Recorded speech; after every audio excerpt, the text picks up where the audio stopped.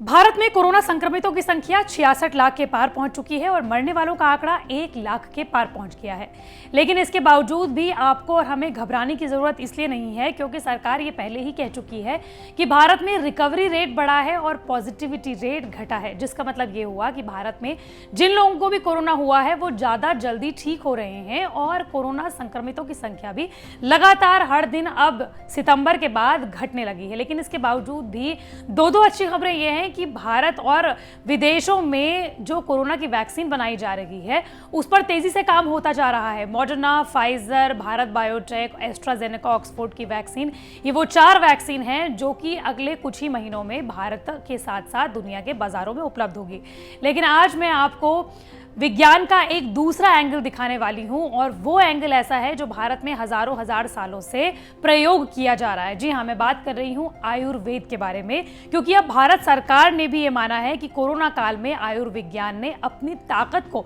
दुनिया के सामने लोहा मनवा दिया है। दरअसल भारत सरकार ने गाइडलाइंस और प्रोटोकॉल जारी किए हैं जिसमें उन्होंने गाइडलाइंस के तहत ये कहा है कि जिन लोगों को कोरोना के गंभीर सिम्टम्स नहीं है या फिर जो लोग कोरोना मरीजों के आसपास में रहते हैं उन्हें अपनी इम्यूनिटी बूस्ट करने के लिए आयुर्विज्ञान का और योग का सहारा लेना चाहिए। और बस आज हम आपको वही बताने वाले हैं इस वीडियो में। सबसे पहले तस्वीर देख लीजिए, जो 2 तस्वीर मैं आपको दिखाने वाली हूं उन गाइडलाइंस की। पहली तस्वीर में आप ये देखेंगे कि भारत सरकार ने ये कहा है कि वो लोग जो कि कोरोना मरीजों के आसपास में रहते हैं लेकिन जिन्हें कोरोना नहीं है उन्हें किस किस तरीके की गाइडलाइंस का पालन करना चाहिए। भारत सरकार ने ऐसे लोगों को च्यवनप्राश और अश्वगंधा लेने की सलाह दी है। और दूसरी तस्वीर देख लीजिए, इसमें उन लोगों के लिए गाइडलाइंस जारी की है जो कि कोरोना से पीड़ित हैं लेकिन उनमें लक्षण नहीं है, जिसे कि हम असिम्प्टोमेटिक कहते हैं। उनके लिए कुछ दवाएं प्रिस्क्राइब की हैं और उसे गर्म पानी के साथ लेने के लिए कहा गया है।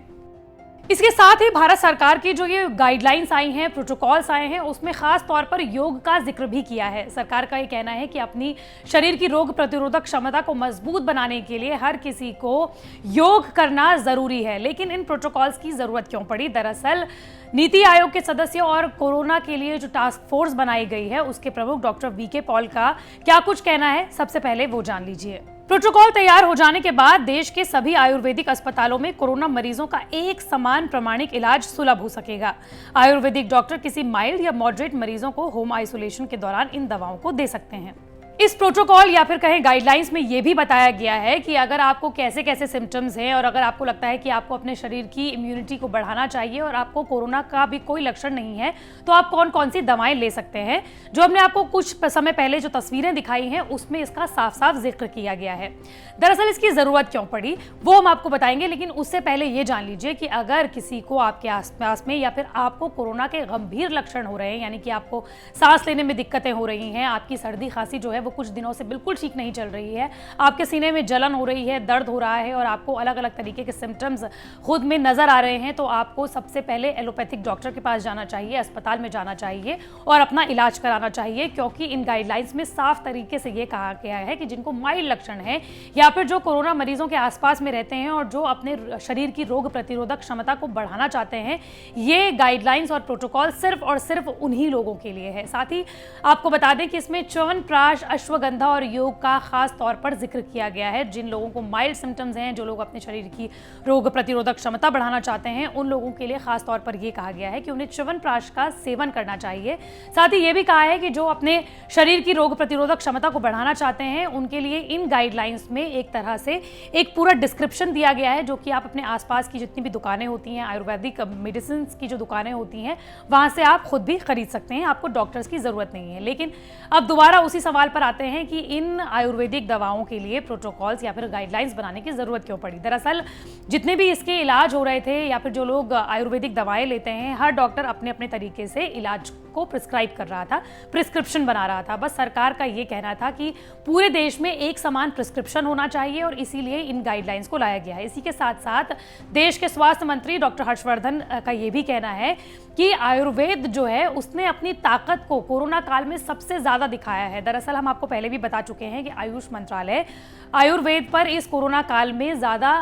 बात कर रहा है, रिसर्च कर रहा है और इसके तमाम अलग अलग जो वैज्ञानिक हैं वो ये देखने की कोशिश कर रहे हैं कि रोग प्रतिरोधक क्षमता के साथ साथ क्या कोरोना वायरस को खत्म करने में आयुर्वेदिक जो दवाएं हैं या फिर आयुर्वेद जो है वो कोई बड़ी भूमिका निभा सकता है, और इसीलिए सरकार ने गाइडलाइंस को भी जारी किया है।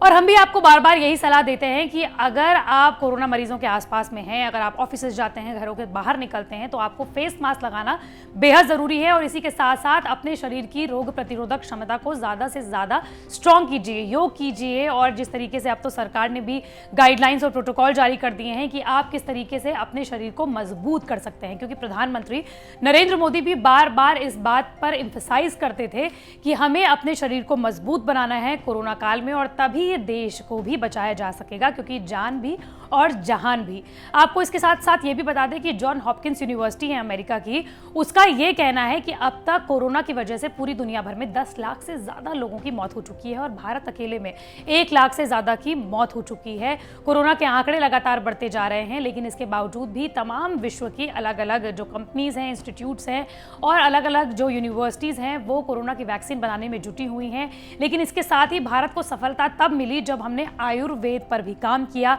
और अब सरकार ने इसके लिए गाइडलाइंस भी जारी कर दी हैं कि किस तरीके से आप अपने शरीर को कोरोना के खिलाफ मजबूत कर सकते हैं। हम आशा करते हैं कि आपको ये वीडियो पसंद आया होगा। आप अपने आसपास के लोगों के साथ भी इसे शेयर कीजिए, क्योंकि इसमें हमने आपको बताया कि सरकार ने आयुर्वेदिक दवाओं के बारे में क्या कुछ कहा है, और हमने आपके लिए खास तौर पर उन तस्वीरों को भी साझा किया है। और ज़्यादा जानकारी के लिए आप सरकार की वेबसाइट पर भी जा सकते हैं, आयुष मंत्रालय की वेबसाइट पर जा सकते हैं, और आप देख सकते हैं कि आपको अगर किसी तरीके के सिम्टम्स नजर आ रहे हैं या फिर अगर आपको लगता है कि आप कोरोना मरीजों के आसपास में रहते हैं, तो आप अपने शरीर की रोग प्रतिरोधक क्षमता को किस तरीके से स्ट्रॉन्ग कर सकते हैं।